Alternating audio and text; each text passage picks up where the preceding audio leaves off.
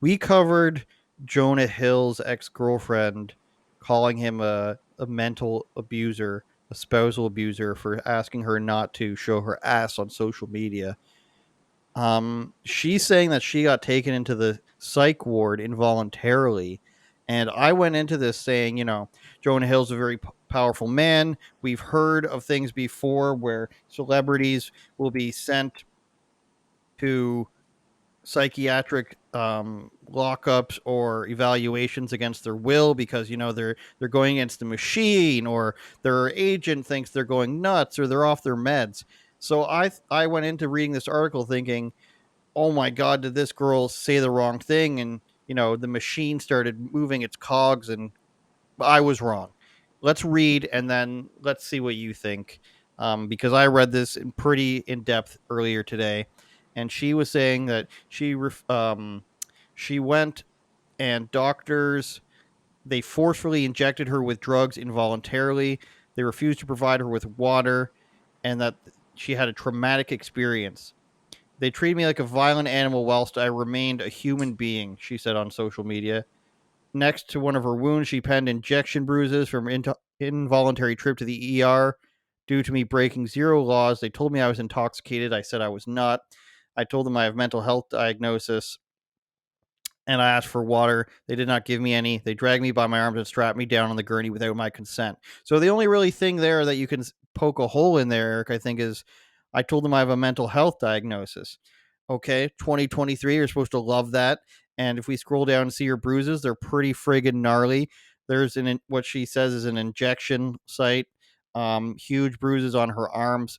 But as we read on, Eric, as some of the stuff that I just scrolled by, it starts to paint a little bit of a different picture.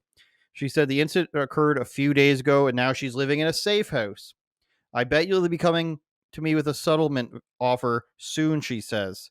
In a separate video, she revealed that she has been involuntarily hospitalized in the past 4 or 5 times, Eric. They've come and involuntarily put her in the hospital.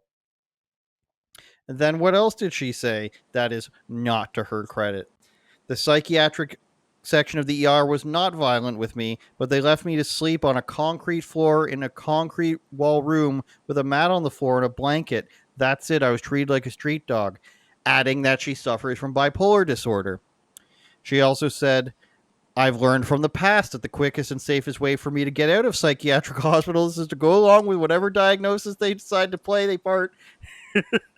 They decided play they part and take the meds. So that's kind of what I've been doing since then. So not only does she say, Eric, that she's been to this mental hospital or the psych ward 4 or 5 times, that she's decided before that just take whatever pills they give you and it's all going to be all right. But not the needle this time. The needle was too far. And I agree, the needle can be too far, but so can the psychiatric medications.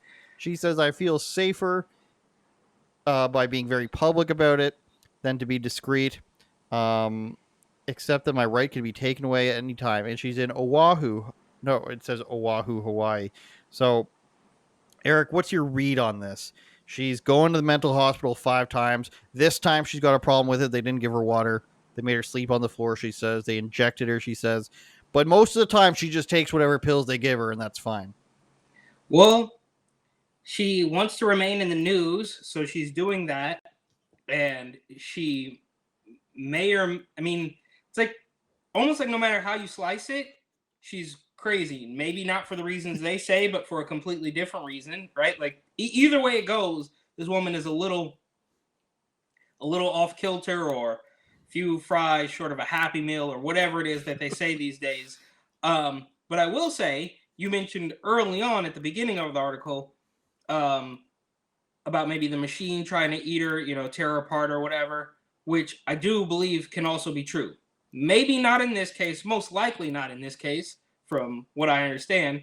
But there was another guy named Kanye West who, remember when he came out and said, "Oh, his trainer was like threatening to drug him again." Do you remember that? Like, Yeah, it was the trainer who worked for the Canadian version of the CIA. That guy.